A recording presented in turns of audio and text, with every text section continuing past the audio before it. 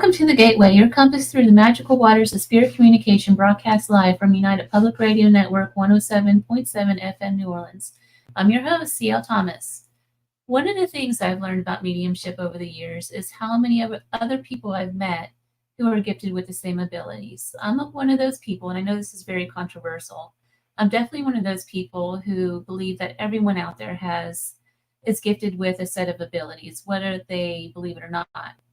I believe everyone has a certain level of gifts. If anyone tells you that they're the only ones that can connect with spirit, run, they're lying. These abilities come in many guises as well. And I think often we choose to develop our gifts, how we interact with spirit and open ourselves up to it. That makes a huge difference to the role it plays in our life. That said, I've been one of those that experienced paranormal phenomena since I was a very young child. And I must tell you, I wasn't one of those that was afraid of it, but it did make me somewhat of a very strange child, to the point where I was just very different. And how do we deal with it? How did you deal with it when you realize that you have different abilities and things as a child? I grew up in the 80s, and there just wasn't a lot of support. Nobody really knew about it. We didn't have the TV shows, et cetera, et cetera. Well, my guest tonight is Travel Channel psychic medium Sarah Lemos, and she has a lot of things to share about childhood and mediumship. And also we're going to discuss some of her shows, such as The Ghost of Morgan City, Ghost Town Terror, Portals to Hell. She's been on the Osbournes, Want to Believe, and Conjuring Kesha. Sarah, welcome to the show. Thank you. Thanks for having me. So let's start with how it all started for you. So, my mom says it started really early. She said she noticed things when I was, nonverbal, before I even learned how to talk, that I did certain things that she just watched really carefully, different movements. And at one point she thought I was talking in tongues. And she did what she could. She held me, she reassured me. But she did notice early on that there was something a little different about me. My first memories of working with my gifts as a child was right around 5 or 6 years old. And you're right. There wasn't anything on or even if our parents wanted to help us, there wasn't anyone you could contact. There wasn't anything you could watch, and there wasn't anything that you could read. And so for me, I started seeing spirit right around 5 or 6 years old. Now I was, I've told this story many times, but it's very true. We had stranger danger. It was very big where you did not talk to strangers. So I didn't talk to spirit, because I was told not to. So I saw them, but I didn't communicate with them until I was older. It's interesting. When I saw them as a very young child too, and for me, they were friends. I would converse with them. They would be in my room, all sorts of things. So when your mother knew about this, mm-hmm. What was her initial reaction? Just to soothe me, I think. My mom herself is gifted, but she didn't know what to do with her gifts, because if it was hard on me, it must have been extremely hard on her. But she comforted me the best way she could. When I got into my teen years, even though I saw a lot of spirits, even I think I was right around 8 or 9 when I woke up with a spirit at the end of my bed. It was a cowboy. And when I woke up, I just woke up swinging. So I was swinging, and trying to get away from him, because it was startling, but that was probably around 8 or 9. And then I started seeing more and more spirits, as I got older. And I think maybe that's because there was a part of me that, was more accepting, versus fearful. Did you ever during that time speak to anybody who knew what was going on, like another medium or anything like that? Like you said, your mother had a little bit of abilities. Did she kind of guide you in any way? No, she didn't know how to. So she couldn't really guide me. I was probably right around 11 years old when my mom started teaching me about, not about mediumship. She started teaching me how to do astral projection. So at 11 years old, she was teaching me Interesting. what we call flying. And so how to astral project. She taught me what she knew, right? I mean, there wasn't much out there. I remember her, doing tarot, what I know is tarot now. But as a child, I didn't know what it was. At the kitchen table, she'd have friends over and would do tarot, but it was the one deck of cards I could not touch. So I remember these things now and go, oh, I know what mom was doing. But no, we didn't really talk about it. I did have make-believe friends and things like that. And she just played along with me. So she supported me, but I don't know that she had any reference to teach. You know what I mean? Gotcha. Are you familiar with the terms such as star child and crystal children, things of that? You hear this a lot in the metaphysical world. Mm-hmm. Yeah, I've heard it. Yeah, I've heard it. I've met kids that are under that umbrella, I guess you'd say. And I think it's interesting. For different, my understanding is it's different age groups and different timelines that they have those names. Right. And so I think one of them was during the late 70s and well into the 80s. And then there was a group somewhere in mid 60s, I think there was a wave of them. But yeah, it's interesting because one of the things that you read about is that children with these abilities tend to struggle a little bit with these abilities growing up, and adults really don't seem to understand what's going wrong with them. So they tend to put them on medicine for ADHD and different things like that. Yep, absolutely. What? Yeah.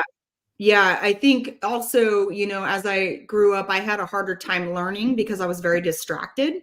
I can only speak for myself, but and so that was really difficult for me because I was very distracted. When you see things, feel things, and experience them in a heightened way, you tend to be distracted. So for me, I was a distracted kid and definitely was in the LRC or the learning room, whatever you want to call it. So yeah, for me, it was difficult. But when I became a teenager, it was a little different. It was more like I had close friends I could share this with. I had like 4 good girlfriends that I told, or they saw things when they're around me. So I wasn't the only one who experienced things. They would also see things when we were together. And so I felt comfortable for the first time sharing these things that I was seeing. What are some of the things that you think now parents can do if they suspect that their child might be psychic in some way? Yeah, I think it's so important. We support our children if they like sports. We support our children if they play the piano. This is also an absolute gift and ability that I feel, should support our children. And one way we can do that is, make believe and our gifts are really tied together. So the idea of make believe or having vision or seeing things or pretending things, or just allowing a child to be who they are is really important. And it's a special thing you can do for them. Both of my children are gifted and have abilities. So my son is a medium. And so when he was very young, he started having these experiences. And so I just talked to him about it. I was an open book. They could come to me and talk to me about what they were experiencing. I didn't dig at it. So I didn't ask a lot of questions because I didn't want them to have to feel like they had to, how can I say this? Add to missing pieces. Like, I just wanted them to be able to come to me and say, hey, I saw this person, this is how they were dressed. And I'd say, oh, anything else, but I wouldn't, create any obstacles for them. My daughter's very much a psychic. So she would see things, and know about missing people. So I would look it up and experience these things with her. But yeah, I would hold space to allow them to talk about it is a great first step. So you have a class that you teach about working with spirit guides. Do you work with spirit guides personally? Yeah. So I've been teaching for about 12 years now. I have an academy online that teaches pretty much all aspects of metaphysics. And one of the classes that I teach is working with your guides and teachers.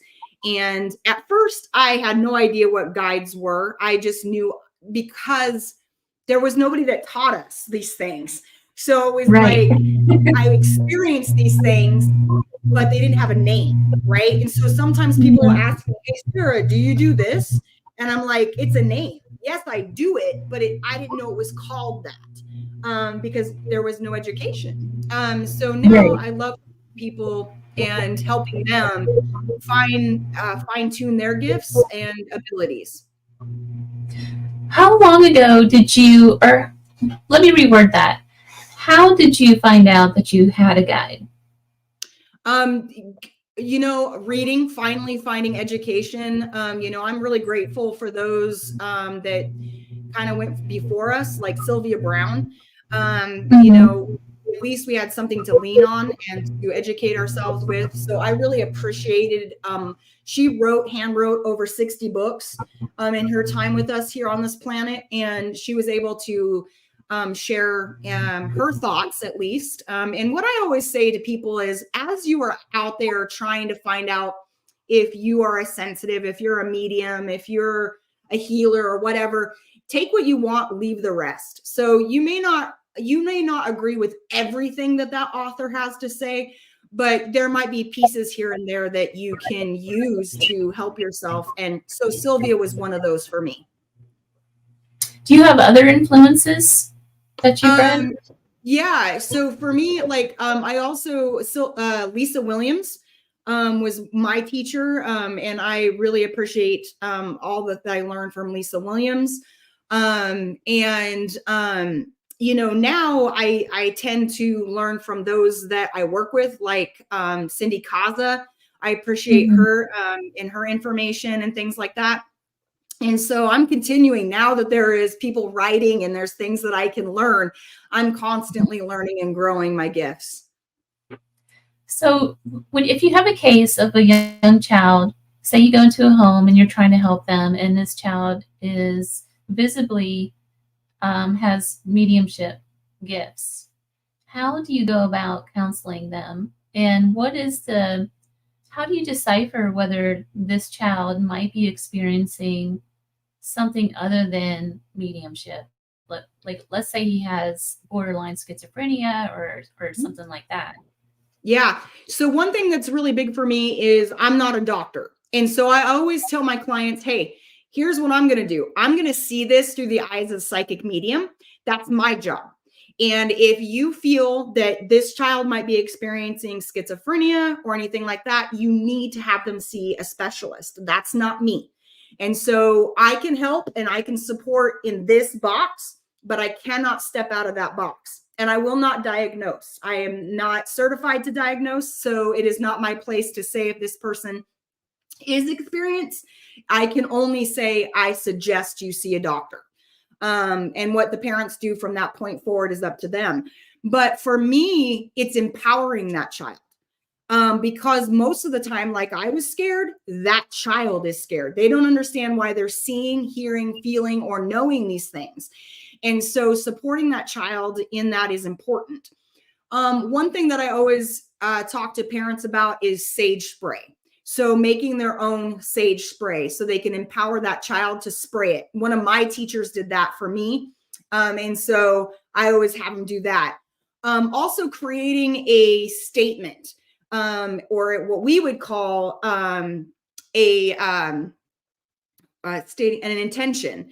So, but you're not going to tell a kid that. You're going to say, this is what you say when you spray, right? So you say, go away, not right now, right? And then they spray their sage, and it empowers them. They're taking back their power. They're not handing it over. And really, that's what we want to teach them.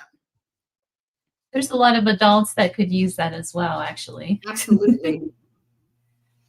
So when you think about a child in high school, you have all that weirdness going on with, it's an awkward time of life, basically. Absolutely. And you also have that fear factor because you really don't know in high school. You're fearful about going out onto your own. What are you going to do in life? That sort of thing. And at the same time, you're going through the whole body change and puberty and all this. So how would they overcome having abilities? For me, it's sought out people that you can trust. If your parents can help connect you to someone, that's important. Being part of a peer group that would support that. Journaling, very important to have, a place for you to let go of your fears. If you can't talk to somebody, you can write it out, which is very important. I think there's a lot of education out there for youth to get a hold of now. And that's a good thing. And that can be a bad thing also. So a lot of times telling parents to watch what they're going to share first, because that's important. I think kids that are, from 16 to 19, when they learn about crystals and they learn about these different ways of grounding and technique, it's important. It's important at that age. Have you ever come across kids that intentionally dig into the dark arts out of curiosity? Yeah. One of the scariest situations I've been in was with a teen that called on some energy, didn't tell her parents. Their parents contacted me and was like, Sarah, we need your help. There's something in our house. We don't know how to get rid of it. And when I made my way over to this property, this entity was really clear that there's nothing you can do. And I was like, you're confused. I absolutely can move you. And they were like, I've been called here. And I was like, oh. So I just got real clear with the teen and their mom. Just so you know, this energy was called here. And the teenager was like, oh. And I'm like, sorry, kiddo, if you're going to do this type of stuff, you're going to get called out. You need to understand your parents, had me come out here for a reason. And I can't have you calling this energy back. So, yeah. And I think, kids will watch a TV show and they're like, I'm going to get a Ouija board. I'm going to do this. This is going to be so cool. Like, let's stay up tonight and do this. And it's like, if you already have the abilities and you're gifted, and then you use a tool, which it is like using a pendulum or any other tool, you're calling in this energy, it can be a storm. It can really create a storm.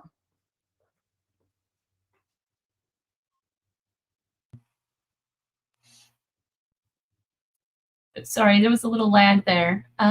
We had a question that came in. Does distant healing work at all? Does distant healing work? It's kind of random question. I think it's a great question. I guess yeah, so distant healing absolutely can work, because remember, intention is the power that we have, right? So intention of healing, even if it's distance healing, can absolutely, I feel, you can absolutely heal someone from distance. Yes.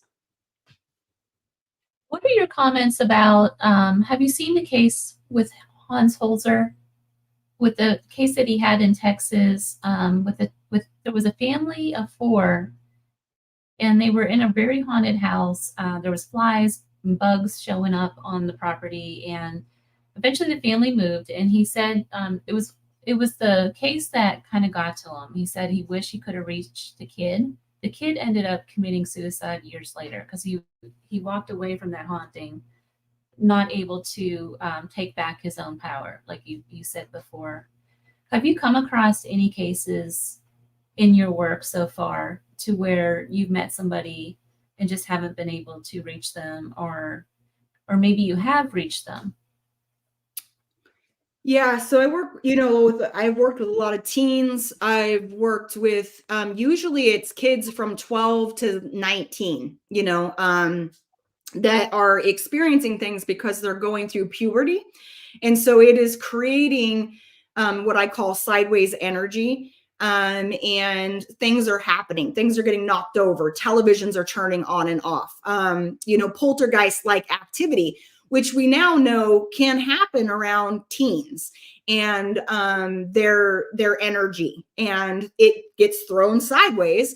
And so and I think, again, that's why it's really important to me to create empowerment in this youth and showing them the way to not only in life take back their power, but in these situations, and how to do it safely, and how to also not be so scared, to respect that energy in a way that isn't fearful. Do you have a specific case that you can talk about without naming names? Yeah. So absolutely. So, there was a case where I was called out to a home and they were experiencing cold spots, but most of all, they were really experiencing smoke detectors going off, televisions going on and off, lights flickering, these type of things. And I went out and trying to debunk, and they had a 13-year-old girl that lived on the property who was new to the home. She had moved to the home because she was displaced from another family, and she was there in this household. And she was going through some emotional stuff. She was going through some deep emotional stuff. And so she was very interested in working with her gifts and working with spirit because she was seeing it. And so she wanted to learn how to work with it. And so, again, in this situation, I went in trying to debunk it. They were absolutely having these experiences. And so it really, we really had to sit down and create an open conversation about what was happening, how she could deal with it and cope with it, how she could not feed it or fuel it, and how she could be more open with the parental figures so that she could feel safe in this space. What are some of the ways for our listeners out there? There may be somebody listening that are experiencing those kind of problems. What are the ways that they can kind of diffuse that energy? Yeah, I think, it's very normal. Again, it's not something that we can control. So first of all, understand that, sideways energy, this energy that is created in some of us that are going through puberty, is very normal. And that, first of all, know that there's nothing wrong with you. Please don't think there's anything wrong with you because these things are going on. Okay. It's not a curse. It's not a curse. It's an ability. And it may feel that way, but understand that you're going to be okay and that you need to ask questions and you need to get support. Breathing is really important. When you're frustrated and you're overwhelmed, take a few deep breaths. This is what we would call grounding, but not to get it crazy in your head. I don't want to I don't want to make this difficult for you guys. So breathing is really important. If you can ground, that's also important. So it's very simple. Just get outside with your shoes off and walk in the grass for a little bit. But calming yourself is important. You'll notice that when you're calm, things are calm. And that when you get excited, things will get excited. Sarah, you've been on a lot of TV shows. The Ghost of Morgan City, Ghost Town Terror, Porters to Hell, The Osbournes, Want to Believe, Conjuring, Kesha. What were some of your favorite experiences from these shows? Well, I think to go back to Louisiana and go back to Ghost of Morgan City, that was an amazing experience. Being a part of an incredible team with Jeremy Leonard, Katie Stanford, and Ben Hansen. And being a part of a community like Morgan City was an opportunity that I will never, ever, ever take for granted. and, you know, being a part of a culture. You know, I'm from Oregon, and being able to come down to Louisiana and experience the food and the people and the kindness was just an amazing experience. But also understanding from my own personal belief is that you have an area that has been traumatized by weather, and there's been many losses of homes, losses of lives, um, and an amazing community that rebuilds itself over and over again. But there's been a lot of stories down there, and there was a lot of experiences, and I'll never forget it. And it was amazing. And one of my favorite experiences down there is we did a case that was on an island, and we got to go out in the swamps and have this experience that I'll never forget. But yeah, there's, you know, countless times that I had down there that I loved. Sarah, I have to agree with you. For some reason, that part of the world around the Gulf and around Louisiana, particularly in southern Mississippi, that holds a kind of energy that's just nowhere else. I don't know why. And it's just so beautiful and so enticing. It just sucks you right in. It sure for some does. reason. Yeah, out of all the places I've been, it's amazing. Has this been your experience? One of the things I've noticed about, I've lived all over the country now and been ghost hunting all over the country, from New England, deep south, even overseas now. But it seems like different pockets. The latest thing is ghost towns, because I live in Las Vegas. The energy in the hauntings take on, I should say the hauntings take on a different energy. Do you notice that as well? Yeah, in a ghost town? Mm-hmm. Yeah, there's something about the stories and bringing together, I feel personally, these different homes and these different places where people lived, they hurt, they thrived, they were in despair. They were, you know, there's so much emotion in these homes and these places. And I think, you know, those stories live on. Those stories live on through the energy that is there. And sometimes that's spirit and sometimes that's residual. But yes, I think it's interesting when you bring all these different energies together and how they kind of take on a life of their own. It's definitely true. And I think too, something about the history and the life challenges that they've had, like for instance, there's a place called Delamar, which is a really remote ghost town. You have to hike into it because the road got washed out. But there's about 100 structures or more left of this town. And you can go in there, it's on BML land, you can go camping there, whatever you want to do. But I caught some of the most sinister EVPs from this place. It's unbelievable. Like I've heard, there's one that says they're going to kill me. We're not human. Just mean, nasty EVPs throughout this little ghost town. Wow. It's very interesting. Yeah. But and is it near a river? What's that? Is it near a river? It's not. It's in a high desert up in the mountains. Wow. Okay. So Delamar, it was a mining camp, and it's up a mountain, and it's in a little valley, and it's the only way in and out is an old wagon trail. And the way they were moving the ore out is they had those overhead carts that were on a pulley system, and they would take it all the way down to Rhyolite to hit a train. They couldn't even get a train up through there. Wow. So it's never and they had a town. It didn't have running water. It didn't have electricity. So you just think about, but yet there was like 100 houses and things there, and streets and shops, and it was like a town. So you think about how these people were living. You know, there was a 2-story school that's still there. But amazing. yeah, but to your point, yeah, the different energies in each location is just astounding sometimes when you travel through there. So when you worked with the portals to hell, what was that like?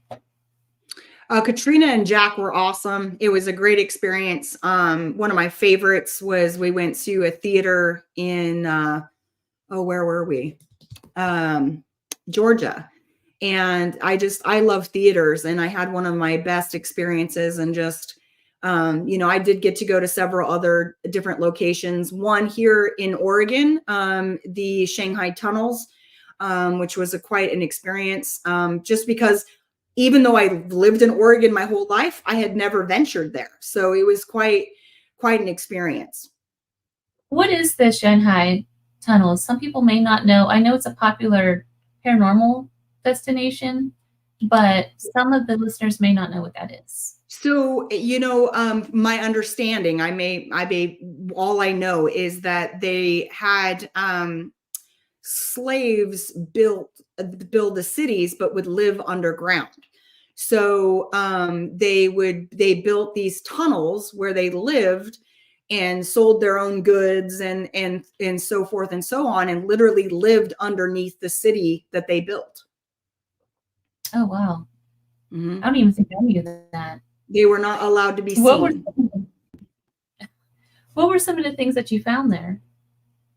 Really, my job was to tell them where to go and where they might experience heightened energy or flux or spirits.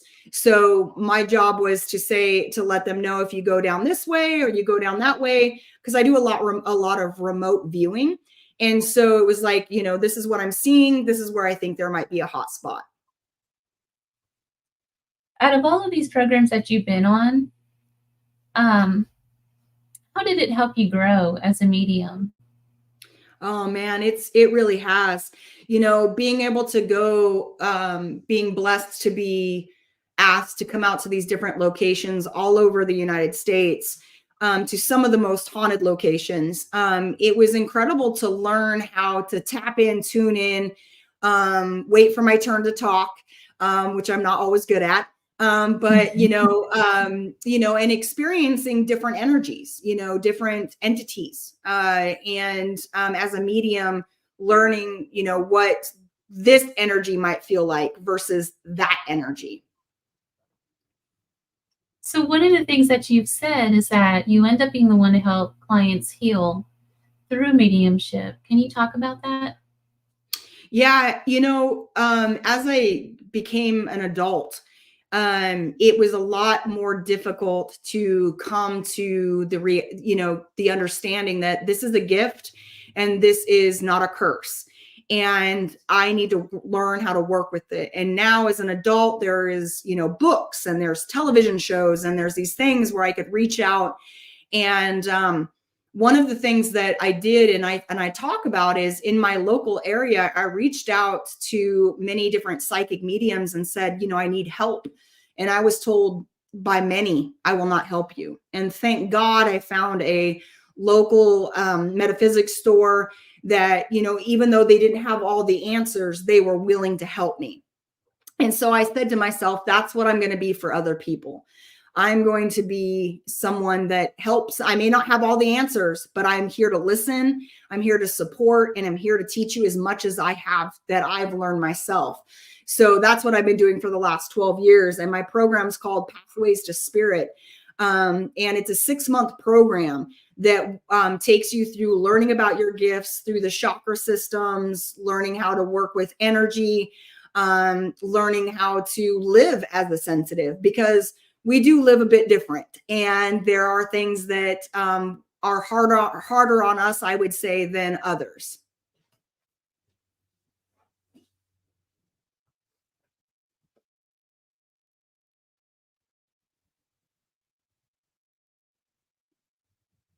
Sorry, Sarah, we got another pause there for some reason. No My worries. internet kind of cut out. Can you hear me? Yes. Do you have to be advanced or be a beginner to be in these classes? So all my classes start at beginning. Wherever you're at with your abilities, it's a place to begin, because really it's about pathways back to self.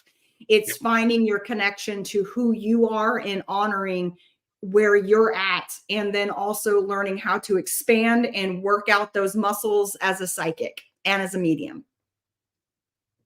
Yeah, I like to say that everybody has abilities. I truly believe that, but some people are more developed than others, and it is important to develop those gifts because it's my opinion that if you don't and you're just out there to hang a shingle, you can really hurt somebody in this field. These are people you're dealing with. Yeah, absolutely. And what you say has power.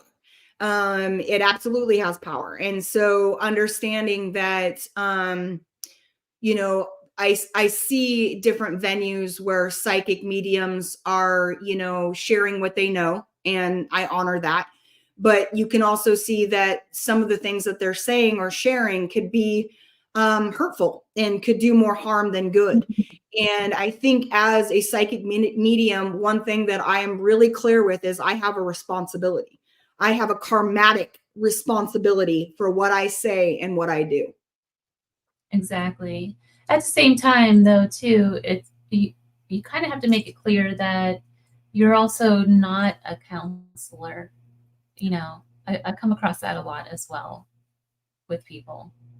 Like, I Yep. think, Yep. And yeah, I tell that to my students all the time is that be very clear that you are not a therapist or a counselor.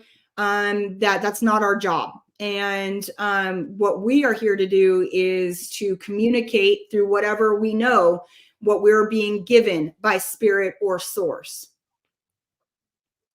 so what do you mean by source? I get that question a lot from people. What do you mean by spirit and by source? So spirit is spirit guides, angels, and those on the other side. And then source energy for me is my own connection to my God. So I'm not here to tell you who your God is or where you get your information from, but for me personally, it's my connection to my source and spirit, my God, if you will. Sarah, I have to back up just a little bit because I meant to Yeah. ask you this earlier and I completely forgot. I have a friend right now who he he's a little bit older and he's just now coming into realizing that he has mediumship gifts. He's learning how to develop them, that sort of thing. He thinks that he has a spirit guide.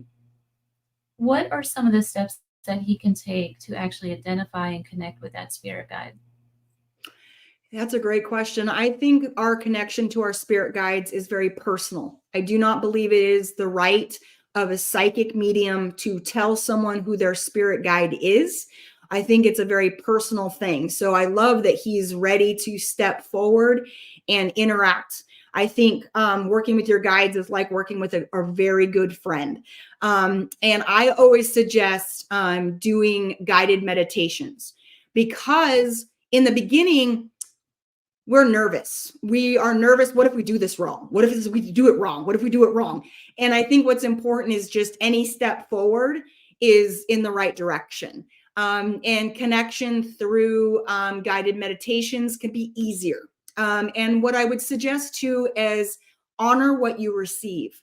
That doesn't mean you have to say, well, it's fact. No, you can just take it in. And if it feels right to you, then it is right to you. So when you work with your guides, it's really important too to always remember your guides will never tell you to hurt yourself or others ever.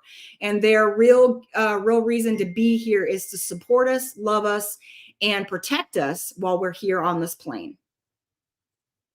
So somebody told me that you have a couple of um, trips coming up.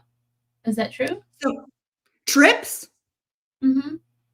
You have Yes. a couple. So I am headed to Texas this weekend to do the San Antonio Spirit Fair, Psychic and Spirit Fest. I'm excited about that. I also have the Bigfoot Festival here in Oregon. And then I'm really excited because I will be heading next year to Scotland. With Mysterious Adventures tours. What are Yes. you guys going to do there? The We're reason going why I ask is because I travel with them quite a bit too, and I'm always excited about hearing about those trips. Yes. So we're going to be heading to some of the locations where we're going to be focusing on the witch, the energy of witches, the the idea of witches and the work that was done in different locations and what they experienced. And I'm going to bring my own a set of skills, and we're going to have a great time. That sounds exciting. What other projects do you have coming up? So right now I am working with a lot with my students. We have Meet Your Guides starts on the 20th and runs through the 26th. And then every month I offer a Q&A. So the Q&A this month is also on the 26th. And I just do a Q&A where you can come in and ask questions about your gifts, ask questions about my classes. So it's something that I offer. So that's kind of where I'm focused right now. Do you have any books or anything coming up?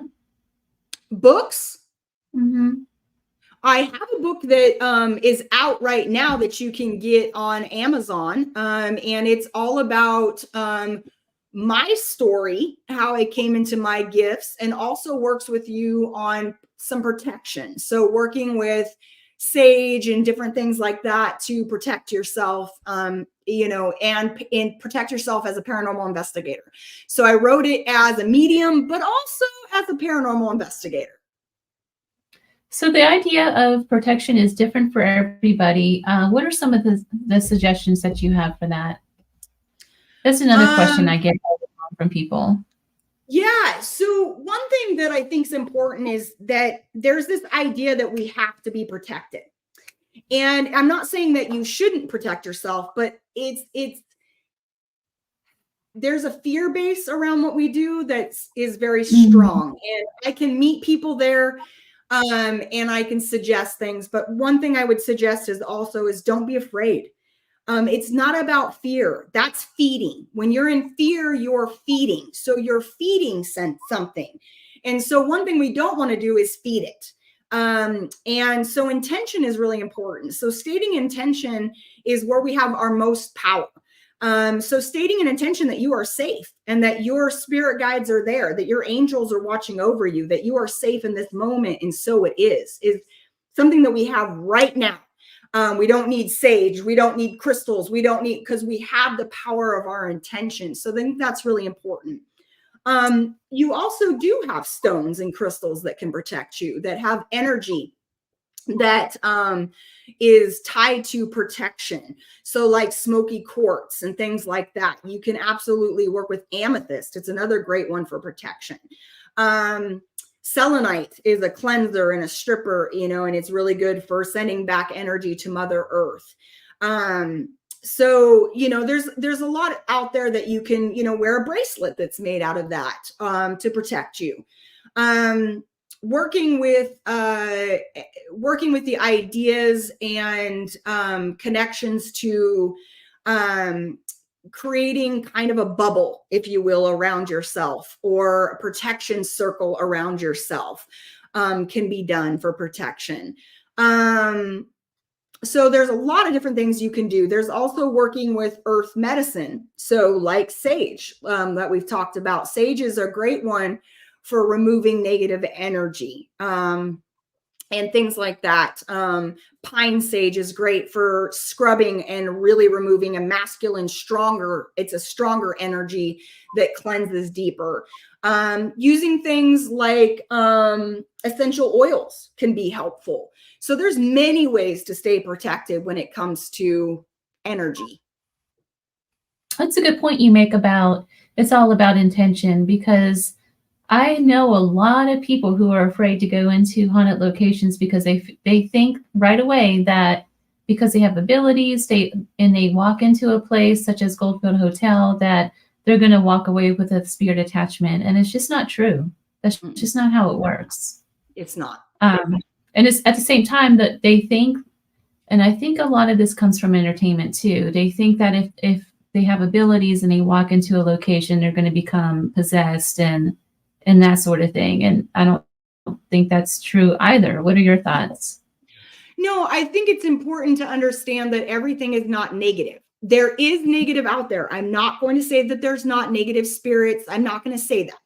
But the only thing that I would suggest is when you are gifted and you are a sensitive and you're working with your gifts, you shine a little bit brighter. And what I mean by that is you can be seen a little bit clearer. Okay. So yes, if there's a spirit or energy there, you can be seen easier. That doesn't mean that you're a punching bag. That doesn't mean that they're going to come and aggress on you or attack you. It just means you're probably going to sense them a little easier and they're going to see you a little easier. So I think it's important to take responsibility as a sensitive and not blame. You know, we are more sensitive. We are. That doesn't mean they are doing anything to us, right? I'm not saying that they can't. I'm just saying that we have to be responsible for our own sensations, our own feelings, seeing, hearings, and knowings. And because we can do that, doesn't mean they are afflicting it upon us. That's absolutely true. Now, I have been in locations, though, that I walk out of there just completely bawling and things like that. But again, you're right. That's me having to separate what's mine from what's theirs, right? Yes. Because it's almost like it's okay to be overcome with emotion, I guess, but at the same time, realize that it's not necessarily a negative thing. It just means that you're feeling that emotion and that you have to kind of separate from that entity or spirit. And I'm okay with people erring on the fact that, oh, geez, I feel overwhelmed. I'm going to step outside. Then do. I'm not saying stay there. I'm not saying stay with it. It's your fault. No, I'm just saying that, you know, when you start to blame, you start to feed. When you blame something, you're feeding it. So if it is negative, you're giving it exactly what it's asking for.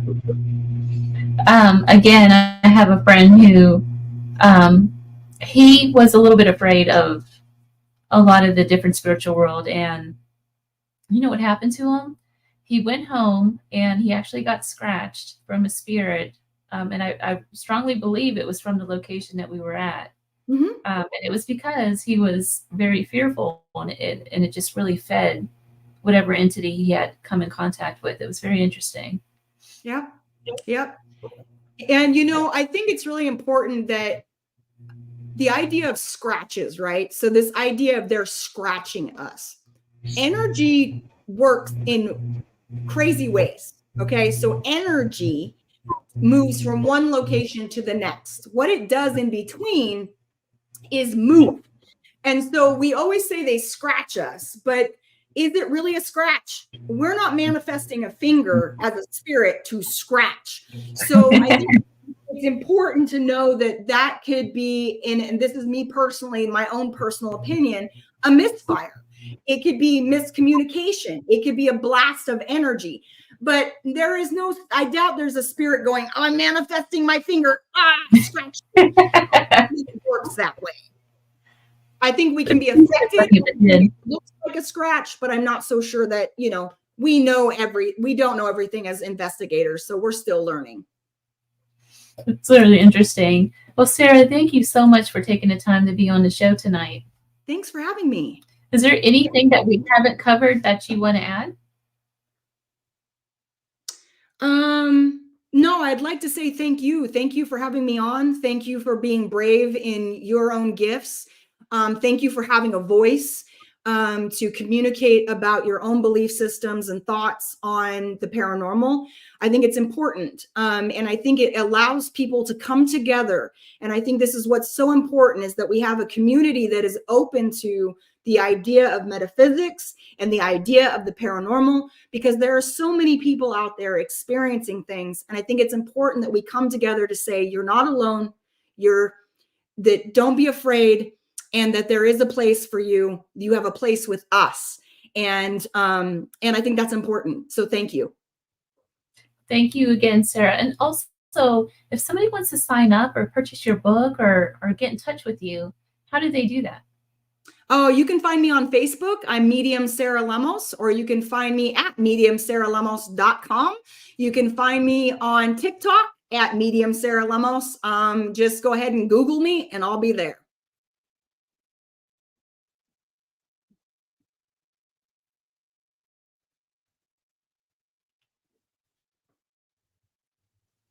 Sarah, you are a wonderful soul. Thank you so much for talking to me.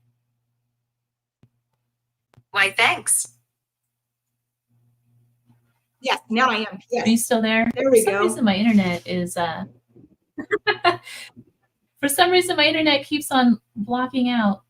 Thank you. Thanks again, and thank you. You're a beautiful soul, and I love talking to you. And I'm definitely going to have you back. Please in do. The future. You've been listening to The Gateway, your portal to the unexplained and mystical and otherworldly, broadcast live from United Public Radio 107.7 New Orleans. I'm your host, C.L. Thomas. I wanted to mention one more thing before I go. This July, I will be in Virginia City for the Magical History Weekend at Piper's Opera House, July 12th through the 14th. It will be a weekend of talks, haunted histories, and a meet and greet with me and a lineup of others. I think Dave Schrader is going to be there too. Look for where to sign up on my Facebook page, and tickets are on sale now. If you can't find it on Facebook, you can also find it on my website, info@clthomas.org. Thank you for listening.